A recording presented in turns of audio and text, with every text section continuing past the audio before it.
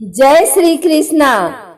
आइए सुनते हैं भादो मास के तीसरे दिन की कथा।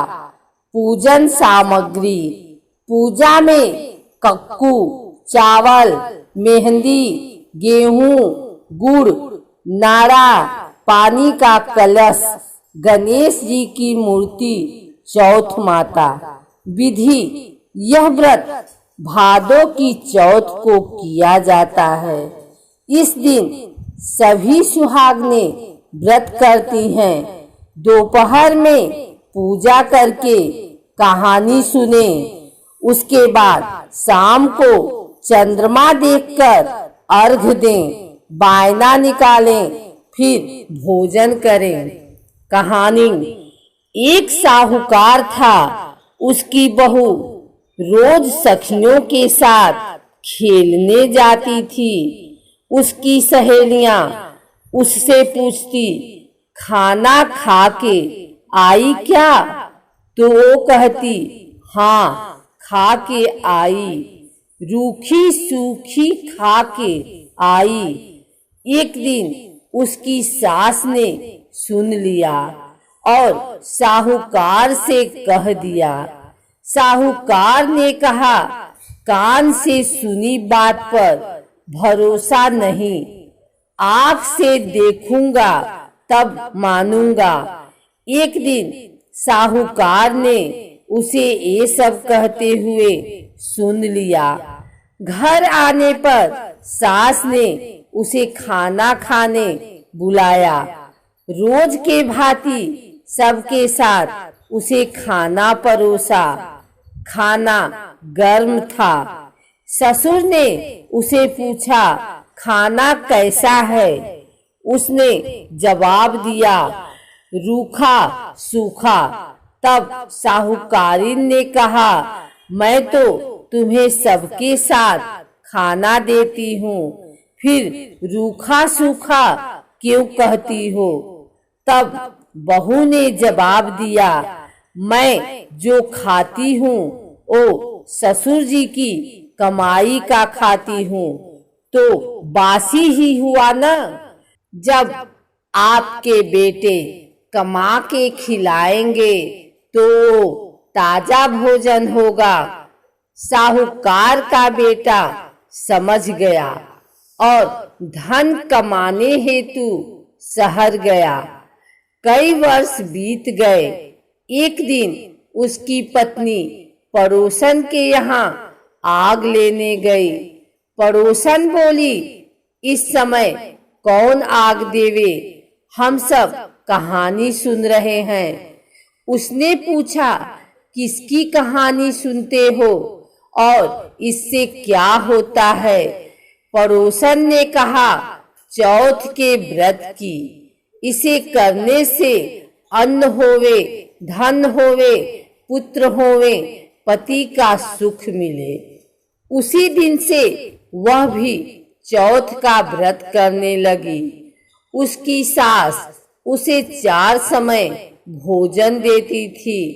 चौथ वाले दिन वह 1 समय का गाय को दे देती, 1 समय का ब्राह्मण को देती, 1 राखुड़े में गाड़ देती थी और चौथे समय का भोजन चंद्रमा को अर्घ देके खुद खा लेती थी। ऐसे कई वर्ष बीत गए।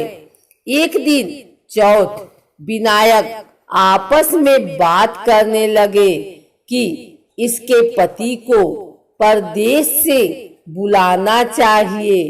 ये हमें मानती है, नहीं बुलाया तो हमें कौन मानेगा? यह कलयुग है। ऐसा विचार कर साहूकार के बेटे को सपने में चौथ माता ने कहा, तुम्हें इतने दिन हो गए परदेश आए, अब तुम अपने घर जाओ। तेरी स्त्री तुझे याद करती है। वह बोला, कैसे जाऊं?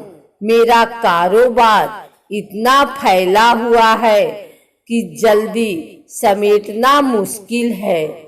चौथ माता ने कहा, तुम चिंता मत करो, कल जाजम बिछाकर बैठ जाना, लेने वाले ले जाएंगे और देने वाले दे जाएंगे। उसने सुबह उठकर ऐसा ही किया, सारा कारोबार सलट गया। घर जाने की सारी तैयारी की और चल पड़ा। चलते चलते बावनी उजाड़ आई। उसने देखा कि एक काला नाग आगे अग्नि की तरफ जा रहा है। साहूकार के बेटे ने उसे छिछकार दिया। सांप को बड़ा क्रोध आया। उसने कहा, पापी हत्यारा, तूने मुझे छिछकार कर यह क्या किया? मैं कई दिनों से भूखा मरता कष्ट पा रहा था। आज जलकर अपने कष्ट को दूर कर देता।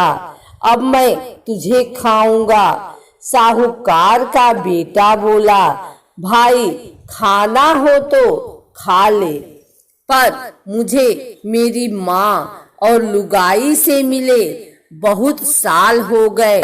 मैं घर जाकर मिल लूं, फिर तुम मुझे खा लेना। तब सांप ने कहा, तुम घर जाकर लौटकर क्यों आओगे? साहूकार के बेटे ने कहा, तुम मेरे पीछे पीछे आ जाओ, मैं रात में सोऊंगा, तब खा लेना। सांप ने कहा, मैं खाट पर नहीं चढ़ सकता। तो साहूकार के बेटे ने कहा, मैं मेरी लुगाई की चोटी लटका दूंगा, उसके सहारे ऊपर चढ़ जाना। सांप मान गया और उसके पीछे पीछे चला गया। घर पहुंचा तो सारे घर में आनंद छा गया, किंतु साहूकार का बेटा किसी से नहीं बोला। घर वालों को लगा थका हुआ होगा, रात हो गई। ऊपर छत के कमरे में सोने चला गया। सीढ़ियों पर बालू मिट्टी बिछाकर छिड़काव कर दिया। दूध का कटोरा भरवा कर रख दिया। सुगंधित फूल रखवा दिए और जाकर सो गया। सांप फुफकार करता आया। जैसे ही ऊपर चढ़ने लगा, ठंडी ठंडी रेत में लोट-पोट होकर जी खुश हो गया। फिर केसर कस्तूरी का दूध पीकर मस्त हो गया। फिर सुगंधित फूल सूंघे और मस्त हो गया। हर बार वो सोचता, ऐसे इंसान को तो मारना नहीं चाहिए, किंतु खाऊंगा जरूर। चौथ विनायक सोचने लगे कि काल तो पास आ गया, इस बेचारे के साथ बहुत बुरा होगा। इतने साल व्रत किया, तब तो पति मिला और फिर वो सुख जा रहा है। चौथ माता ने तलवार से सांप के टुकड़े टुकड़े कर दिए, पर सांप की पूंछ में जान बाकी रह गई और वह उछलकर जूती में जा गिरा। तब चींटियां आपस में बात करने लगी, साहूकार की बहू रोज हमें आटा डालती है, उसका बदला न चुकाया तो अपने वंश का पालन कौन करेगा। यह सोचकर वह पूंछ से चिपट गई और रात में सारा जहर चूस लिया। सुबह बेटा देर तक सोता रहा। माँ ने सोचा जाकर देखूं। देखा तो सभी सीढ़ियों पर खून खून पड़ा है। वह रोने लगी। उसकी रोने की आवाज से बेटी की नींद खुल गई। उसने कहा, माँ मैं ठीक हूँ, मेरा दुश्मन मारा गया। खून धुलाकर साफ किया, फिर उसने पूछा, माँ मेरे पीछे तुमने कुछ दान किया था क्या? तो माँ ने कहा, नहीं। तब बहू ने कहा, मैं चौथ माता का व्रत करती हूँ। सास ने कहा, मैं तो तुम्हें रोज 4 समय भोजन देती हूँ, फिर व्रत कैसे किया?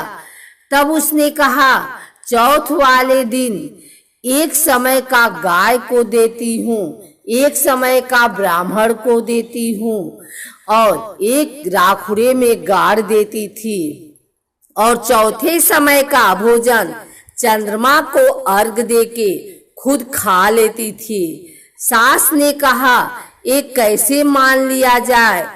बहू ने कहा, आप जांच कर लो। तब सास ने गाय से पूछा तो उसने सिर हिला के हाँ कर दी। राखुड़े को खोदा तो हीरे मोती जगमगाते दिखे। सास को यकीन हो गया, सारे नगर में ढिढोरा पिटवा दिया। बेटे की माँ, धनी की लुगाई, भाई की बहन, सब कोई 12 चौथ का व्रत करना। 12 नहीं तो 4 और 4 नहीं तो 2 तो करना ही। हे चौथ विनायक, जैसे साहूकार के बेटे का कष्ट मिटाया, वैसे सबका कष्ट काटना। कहानी कहते सुनते हुंकारा भरने से अधूरी की पूरी कर जो, पूरी हो परवान चढ़ जो। 2 नाम घटता 2 नाम बढ़ता,